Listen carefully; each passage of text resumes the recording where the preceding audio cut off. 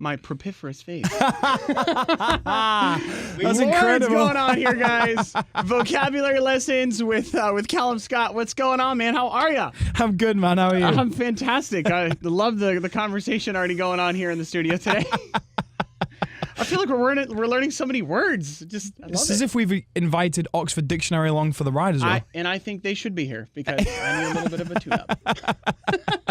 Welcome to Atlanta, buddy. How are you? Thank you, man. Yeah, I'm really, really well. How are you? I'm fantastic. Holidays was good? I mean, did you take it easy? They were short, but they were good. I got to spend a lot of time back home with my family. I just actually came back from Toronto, Canada, to see my family over there as well, my dad and my brothers and my stepmom and stuff. So I did a little bit of a Christmas with each side of the family. That's cool. And then just came out here and I kicked off my 2017 with Good Morning America. That's a great way to do it. Pretty good start. Yeah. So, that's awesome, man. Yeah. So you're from Hull, right? Yes. Did I say that right? Yeah, you did. Hull. Yeah, not hell. Not hell, but Hull, right? It's not a typo. I was just in London on vacation November, I think. No, October I was there. Okay. And I had the time of my life. Oh, like, it was so much fun there. London is really cool. Everybody was just so nice. I felt like everybody said cheers, first of all, and I love it. I think we should end everything that way, cheers. It's very addicting to say it that way. And it's just everybody was just so cool about everything. I feel that way about America though. Okay. I guess when you come into a different country, you kind of like romanticize about it. Yeah. But like I feel that way about everybody I've met has just been so nice. That's awesome. It's a good job, really, because if not, I'd have been like, okay, I'll definitely got to be a people person. Stay in Hull. But no, I love America. I've loved the whole touring and stuff, and I just want to do a full tour of the US now. That's awesome, man. And you were on the 2015 season of Britain's Got Talent, right? That's right. Yeah. And man, just looking back then, on that moment then, and just fast forwarding to now, like how crazy is it? Just the explosion of just how awesome your song's doing. Everybody's loving your music. That's just got to be the coolest feeling ever. It's completely life-changing. I wasn't even the one to discover my own singing voice. My sister was. She's always been the singer in our family.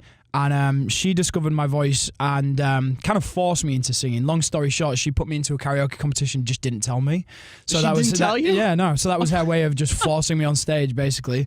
And so as soon as I sang on that stage, I got the bug for it, and I carried on working. I joined a live band and started doing my own writing. And then she just said on a whim in 2014, let's apply for the next season. I was just like, yeah, okay, like let's see what might happen. Let's just see what happens. And yeah, I just was never expecting it to change my life to this extent. Wow. Yeah, it's ridiculous. And it's cool because like when you look at those sort of situations and you're just like, yeah, well, let's just give it a try. You know, you don't go in with like, you're maybe a little nervous. And personally, me, I'd be nervous. And I'd be like, let's just go try it, whatever. And then you make it to, the finals and you're like, holy crap, this is happening. When I was on the finals, there was a point where I was just like, I literally cannot believe that I'm here. Like considering that we just went on a hunch that we could maybe get some positive criticism or it'd be good for life experience. Like I'm there on the final and it's just like, fast forward another year, I've released my single. I'm signed by Capitol Records in LA. It's like,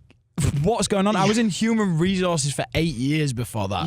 So you were an HR guy? Yeah, oh yeah. What? Yeah, for 8 years. Wow. So like I had a very normal life. Yeah. And then all of a sudden it's just this explosion. So and all of a sudden it's not normal anymore. It's completely it's the opposite thing from, yeah. That's great, man. Yeah, man. I really love stories like that. I mean, a lot of people are like, oh, I have this, like, I'm working in finance or I'm a lawyer, and they just, they do have a talent, but they're scared to go for it, you know? And I feel like those people should just own it. I mean, this is if I could give any advice to anybody, if you have a passion or if you have a love for something, even if it's a hobby, if you want to take it further, don't ever think, oh, I might not be able to do it or I might not be good enough, because I thought exactly the same thing. The reason why I was in HR for so long is because I never saw music as a career. I just loved it, it's just a hobby, a passion of mine. Yeah. And so and it was never about money. It was never about popularity or anything like that. It was just about delivering a song to people and seeing those connections. It makes me smile every time,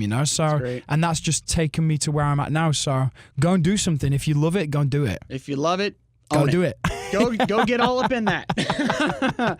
So, is it true that you actually recorded your song "Dancing on My Own" in your bedroom? Yeah. Like the first version, or yeah, the first version came from the one that you hear on the single. Okay, so the vocals were recorded in my bedroom. That's yeah. amazing. Yeah, so it's ridiculous that it comes from a bedroom in Hull. The acoustics are great there, bro. I want to go do my show from your bedroom. I need to record my album in my bedroom, right? Dude, the acoustics are amazing. I gotta tell you, like, some recording studios don't even sound that good. This is just a little bedroom in Hull. I love it. It's all about Hull. That's where it's at, guys. So what's the creative process like for you? Like when you're, just thinking about new music, or like, you're working on your debut album, right? Yeah, man, and so what's been that creative process for you? So after the show, I had that taste of singing, so I wanted to make this a career. And I didn't just want to be a contestant on a show and kind of have my fame and that was it. I wanted to push this further, and I wanted to, I'd had that taste, so to go back to human resources and start photocopying and shredding again was just killing me. The idea of it. Yeah, and making cups of tea. Like, I'll make a cup of tea for my mum, I don't mind, but an office full of people again, nah. Yeah, afternoon tea is awesome. I love that, by the way. Yeah, well, there you go. But you make it for the building every day and you'll soon hate it. No. Exactly. So after I got the taste for it, I just carried on working really hard. I had a lot of live shows afterwards from the popularity of the show.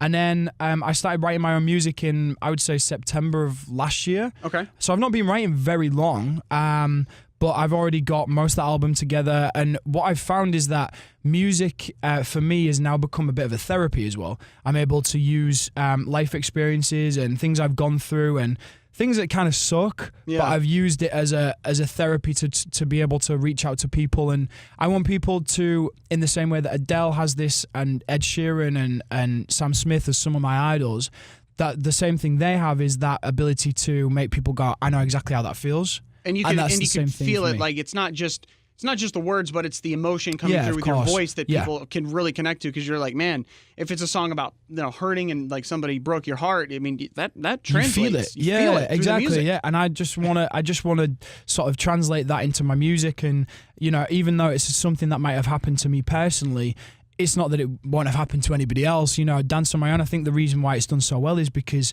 people can relate to that unrequited love, like Absolutely. wanting that relationship that you see developing with somebody else and desperately wanting that for yourself. I mean, it's happened to me, so I related so well to the lyrics, which is why I sing it so emotionally.